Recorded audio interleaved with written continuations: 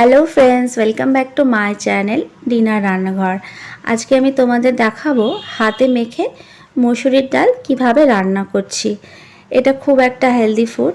এটা মানে কি বলবো, ঘরে যদি নিরামিষ ডাল রান্না হয় তো ডাল ভাত রান্না হলে কেউ খেতে চায় না, তবে এই ডালটা এতটাই টেস্টি হয় যে তোমরা ভাত দিয়ে হোক রুটি দিয়ে হোক সব কিছু দিয়ে খুব ভালো লাগে। চলো দেখে নিই রেসিপিটা আমি কিভাবে তৈরি করেছি।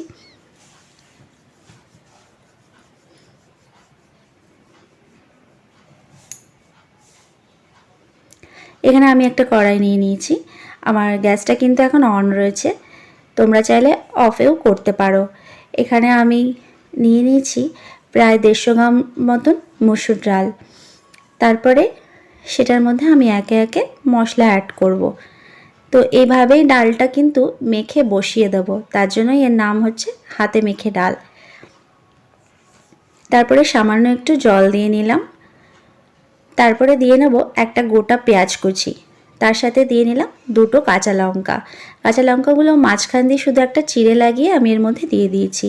আর দিয়ে নিলাম আদা কুটে, তোমরা যদি চাও আদা রসুন পেস্টও দিতে পারো। তারপরে দিয়ে নিলাম 1 চামচ লবণ। এই ডালটা কিন্তু খেতে খুব টেস্ট হয়, অন্য ডালের থেকে খুব মজা হয় খেতে। তোমরা অবশ্যই বাড়িতে রান্না করো আর আমাকে লাইক কমেন্টস করে জানিও কেমন লেগেছে তোমাদের। এরপরে দিয়ে নিলাম সামান্য একটু লঙ্কার গুঁড়ো, হলুদ গুঁড়ো, জিরে গুঁড়ো আর সামান্য একটু ধনিয়া গুঁড়ো।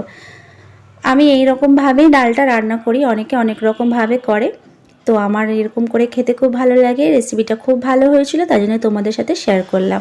তারপরে দিয়ে নিলাম এখানে সর্ষের তেল, দিয়ে ভালো করে এটা আমি মাখিয়ে নেব।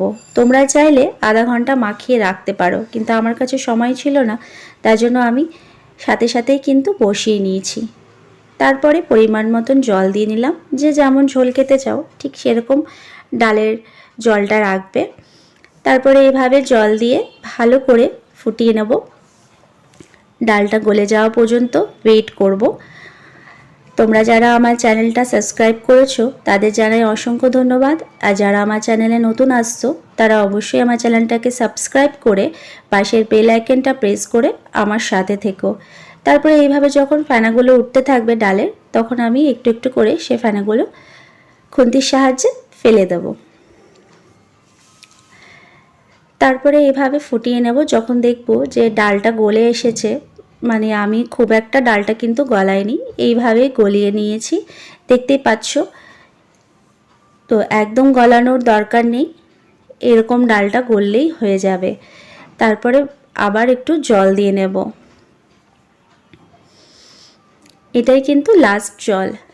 এরপরে আমি আর কোনো জল এর মধ্যে অ্যাড করব না।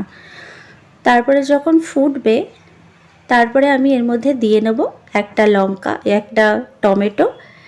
টমেটোটাকে আমি 4 পিস করে নিয়েছি। টমেটোটা গলে যাওয়া পর্যন্ত ওয়েট করব।